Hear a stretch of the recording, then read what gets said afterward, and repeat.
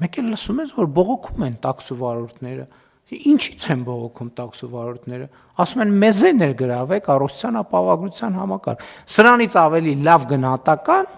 կարծում եմ գոյություն չունի։ Մենք ստացել ենք մի վիճակ, երբ որ առողջական պրոբլեմ ունեցող մարդու մահճակալի կողքը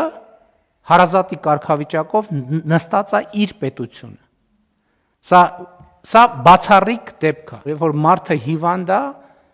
իր կողքը կա մի աթոռ, որին նստած է իրան ամենահարազատ մարդը։ Առողջության ապահովագրության համակարգը այդ աթոռը դրել է կամ երկրորդ աթոռն է դրել առողջական խնդիր ունեցող մարդու կողքին եւ այդ աթոռին նստած է իր պետությունը, Հայաստանի Հանրապետությունը, որը իր կարիքները հոգում է, եւ ես այն չի համար եմ ասում, սա շատ բարդ բարեփոխում է, ճիշտ է, գոնե միջև այդ պահը մենք կառավարելի տրամաբանությամբ գնում ենք առաջ, բայց մենք այս բարեփոխումը պետքա փայփայենք ուղղակի։ Մենք այս բարեփոխումը պետքա փայփայենք, շատ ամենօրյա խնամք տանենք բարեփոխման նկատմամբ, որպես ինքը զարգանա, որովհետև մենք նաև Հայաստանում դառը փորձեր կան, որ առողջության ապահովագրության համակարգերը ներդրվել են եւ կեսից